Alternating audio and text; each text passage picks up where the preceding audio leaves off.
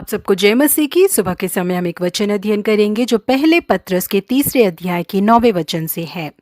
बुराई के बदले बुराई मत करो और ना गाली के बदले गाली दो, पर इसके विपरीत आशीष ही दो, क्योंकि तुम आशीष के वारिस होने के लिए बुलाए गए हो। 1992 के फरवरी माह के रीडर डाइजेस्ट नाम की पत्रिका में एक खबर छपी थी, और वो खबर ये थी कि 1947 में भारत और पाकिस्तान को दो देशों में बांटकर भारत को आज़ादी दी गई थी। दोनों ही जगह में बहुत ज्यादा दंगे हो रहे थे और मरने वालों की तादाद दोनों ही जगह में बहुत ज्यादा था। इस दंगे का विरोध करते हुए महात्मा गांधी ने भूख हड़ताल की थी। उस समय भारत में रहने वाला एक व्यक्ति गांधी जी के पास आया और कहने लगा कि मैंने बहुत बड़ी गलती कर दी, मैंने एक छोटे बच्चे को मार डाला। उसे कहते समय उसकी आंखों से आंसू और उसके दिल में उस पाप का बोझ नजर आ रहा था।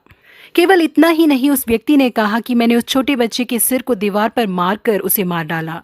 गांधी जी ने उस व्यक्ति से पूछा, तुमने इस तरह से क्यों खून किया? जिसके लिए उस व्यक्ति ने कहा कि उन लोगों में से एक ने मेरे बेटे को मार डाला, इसी वजह से उनमें से एक के बेटे को मैंने मार डाला।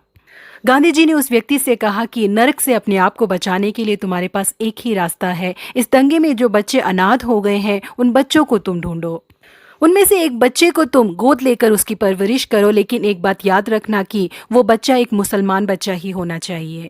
यहाँ पे परमेश्वर के लोगों, बुराई के बदले बुराई करने से हमारे मन में शांति नहीं आ सकती, और ना ही ये चीज किसी का हल बन सकती है, बल्कि इसके कारण हमारे हृदय में पाप का बोझ ही बढ़ जाएगा।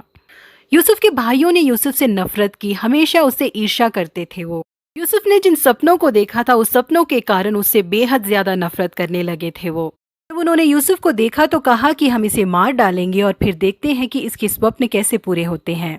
लेकिन उन लोगों ने यूसुफ को मार नहीं डाला, उसे एक गड्ढे में फेंक दिया, वहां से उठाकर उसे बेच दिया। यूसुफ को एक गुलाम के तौर पर मिस्र देश ले जाया गया, क्योंकि परमेश्वर यूसुफ के साथ थे। इस वजह से यूसुफ ने जो कुछ भी किया, परमेश्वर ने उसे आशीषित किया।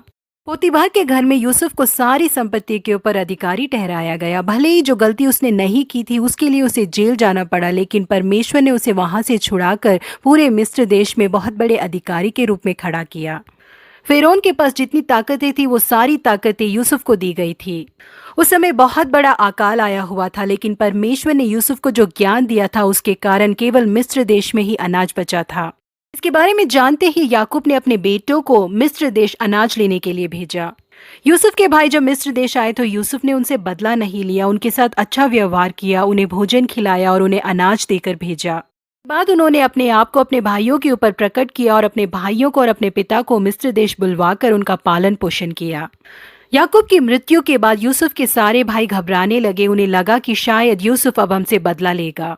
कि भाई आप ही जाकर उसके सामने गिर पड़े और कहा, देख हम तेरे दास हैं। यूसुफ ने उनसे कहा, मत डरो, क्या मैं परमेश्वर की जगह पर हूँ? यद्यपि तुम लोगों ने मेरे लिए बुराई का विचार किया था, परंतु परमेश्वर ने उसी बात में भलाई का विचार किया, जिससे वह ऐसा करे जैसा आज के दिन प्रकट है, कि बहुत से लोगों के प्राण बचे।